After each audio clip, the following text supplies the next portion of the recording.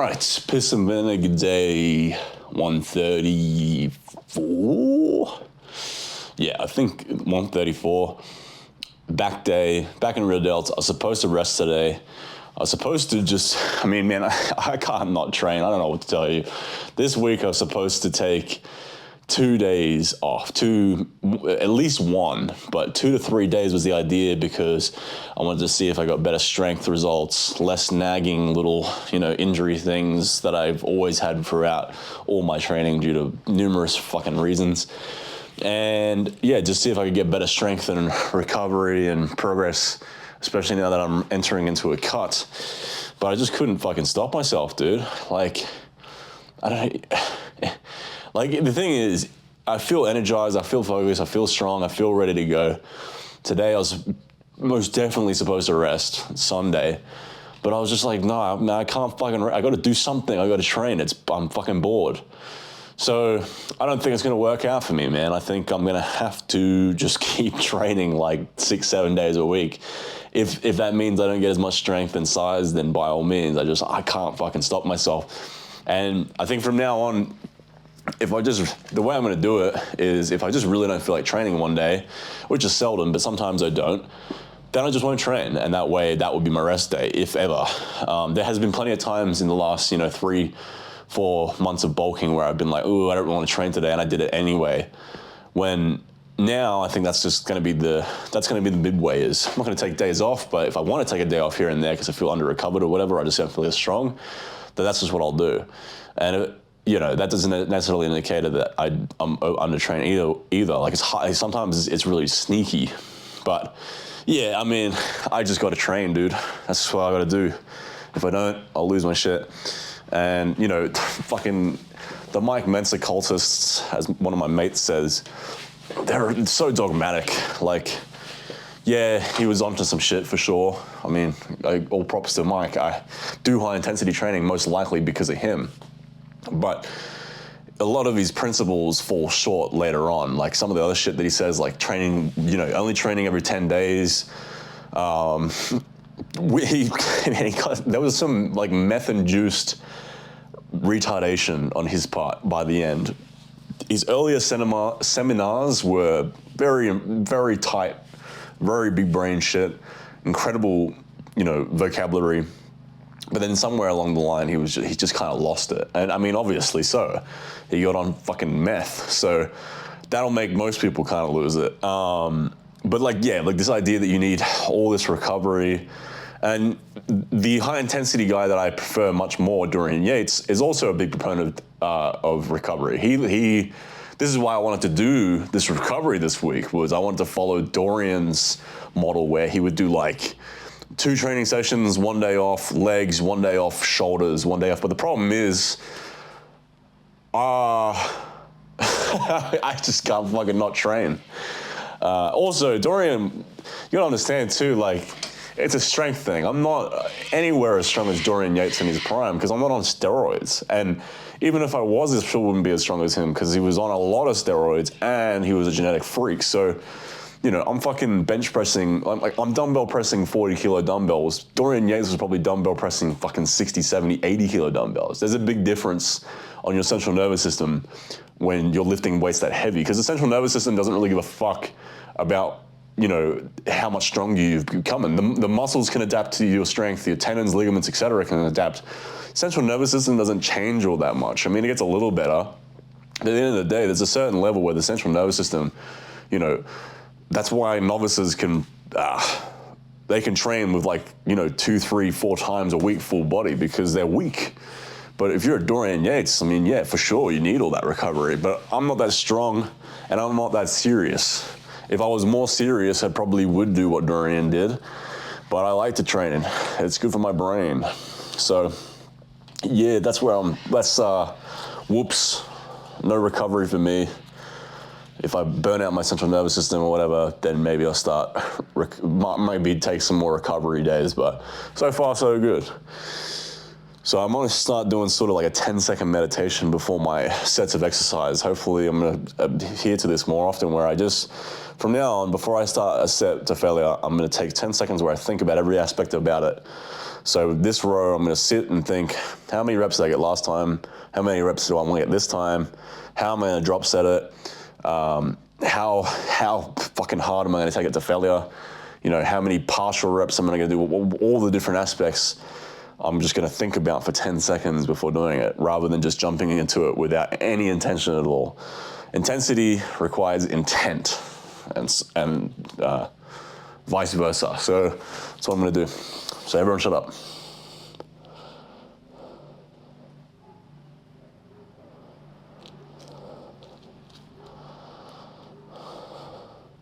See, just meditating mid-set, now I've realized that I haven't set something up correctly. I need the straight bar for one of my drop sets. There it is, but it's too far away. That would have been an extra 10, 15 seconds trying to find that bar. I'm gonna place it right there so I can immediately grab it and put it straight into the force rep or the drop set. So perfect example of intent with your intensity. This is something I really wish I had have started doing when I did my bulk. I feel like I missed out on some gains.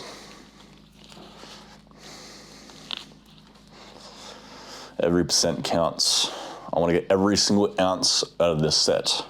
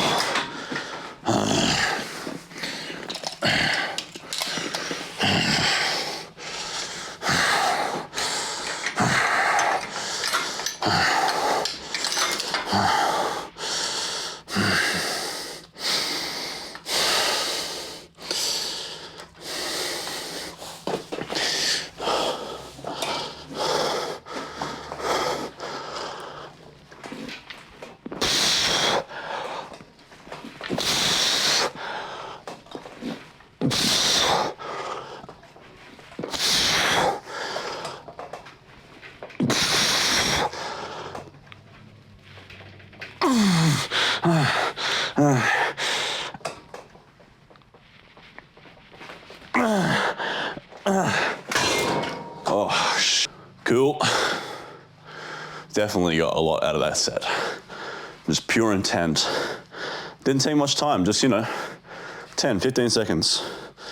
How am I gonna go about it? What am I doing?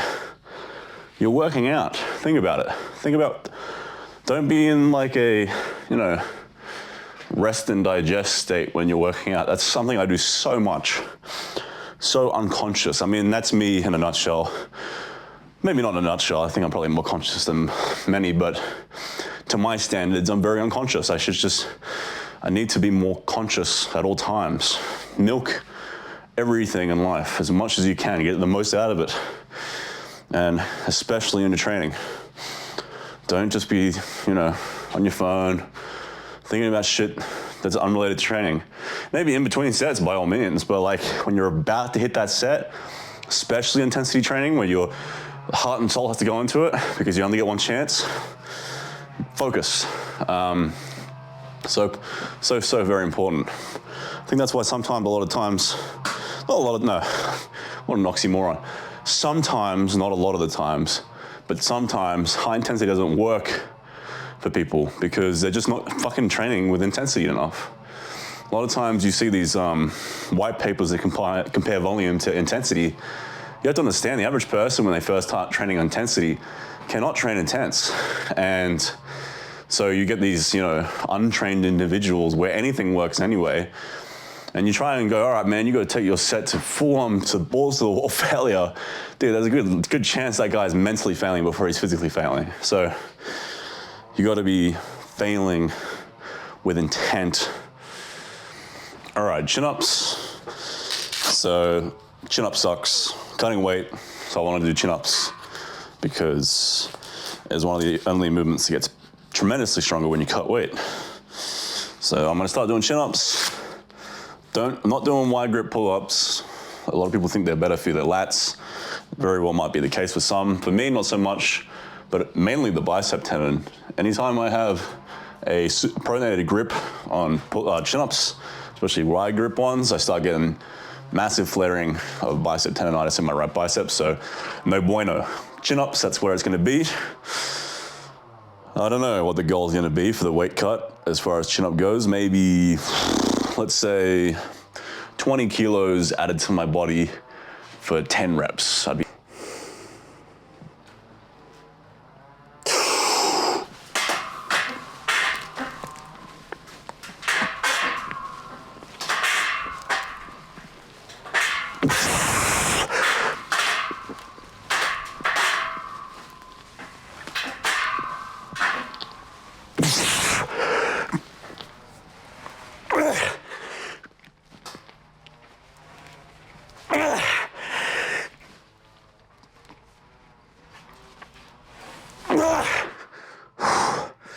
Fuck. I don't know how many reps that was. I don't know if it was 9 or 10. I feel like it was maybe 10.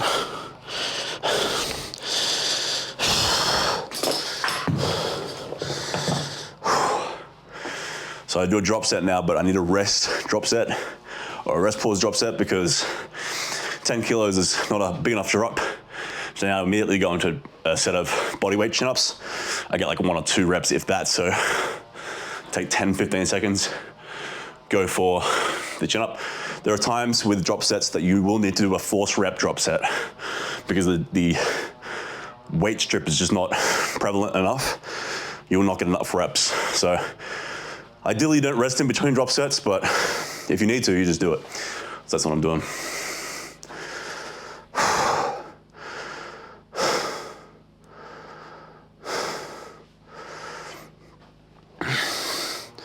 Especially with chin-ups. Chin-ups, you lose a lot of strength in chin-ups real quick.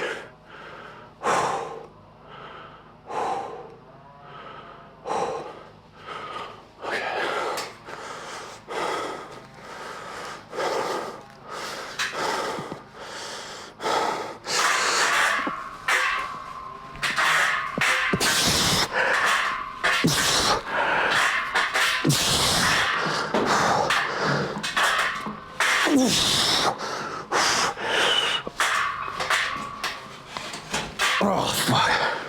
What the fuck? My dog's behind me, at the side of the shed doing something.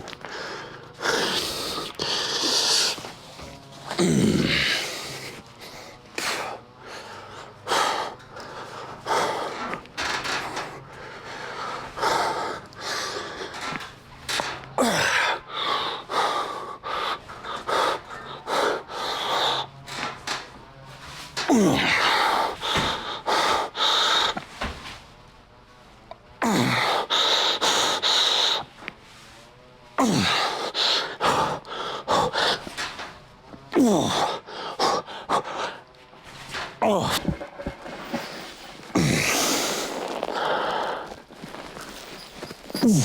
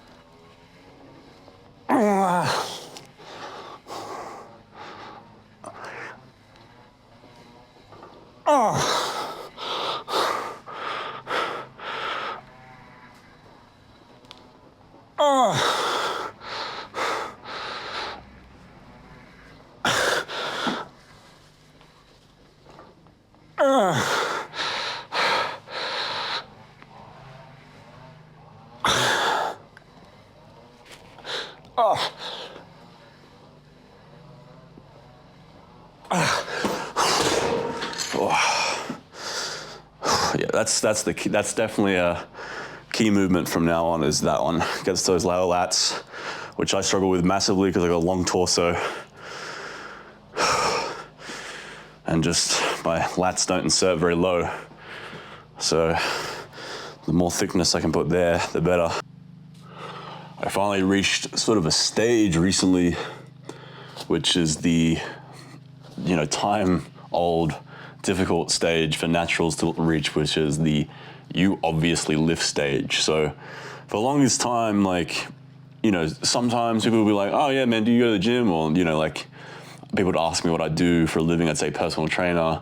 And they go, oh yeah, I can see that. Yeah, for sure.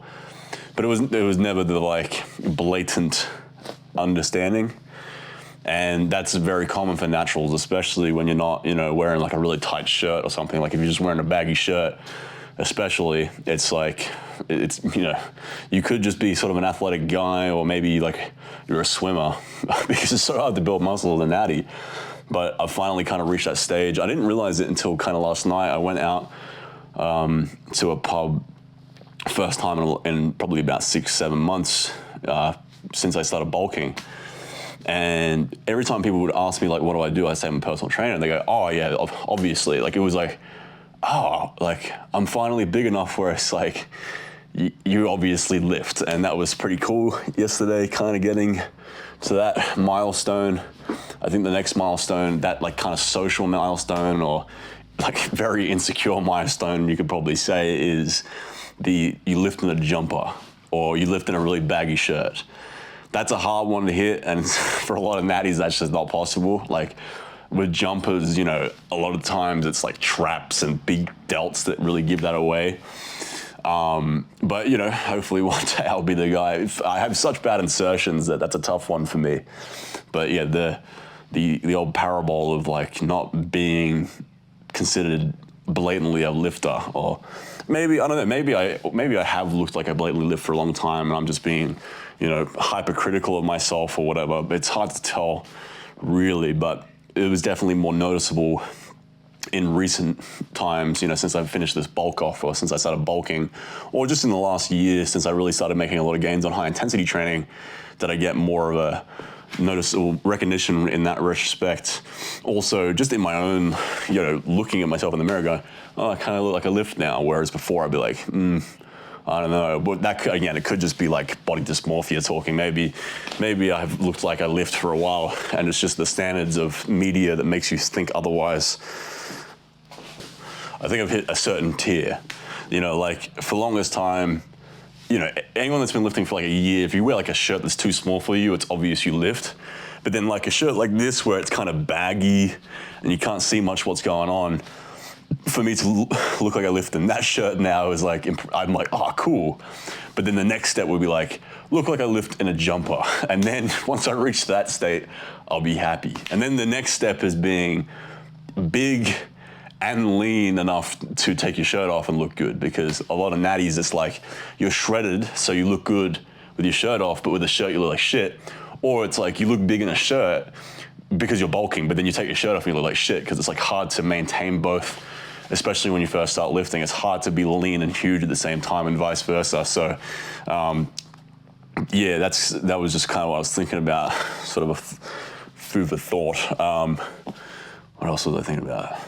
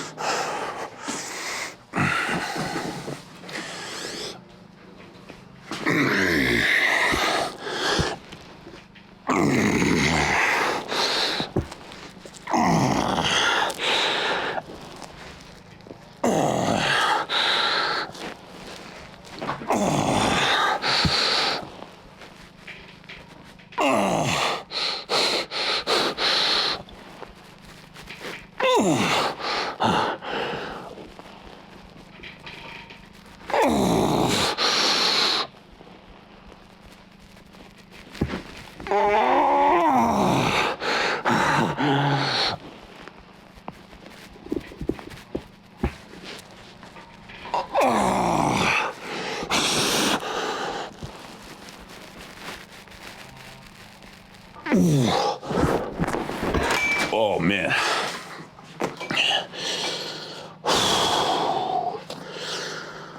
One of the meditations I think about before I do this is the 5-second rule. What I mean by that is, when you think you're going to fail, get to that grinding point where you're like, no way, there's no way it's going up. Give yourself 5 seconds to grind through it. A lot of times you will get it. Man, I'm sure I've missed plenty of reps on especially these, you know, less important accessory movements where I don't care as much by just not fucking like millimeters at a time to get the rep. And the rep could take 10 seconds, but give yourself 5 seconds at that absolute brutal point, and then after 5 seconds, if you don't get it, then of course. But just then, there was like 3 reps where normally there's no way, especially on the drop sets, I would actually keep pushing through. Drop sets, a lot of times we half-ass them because we've already done that set to failure, but the idea is to just keep going beyond failure. So 5 second rule, try it out. It will give you that extra few reps because a lot of times you have them. All right, that's it for today. And I'll see you guys for more Piss and Vinegar tomorrow. Bye-bye.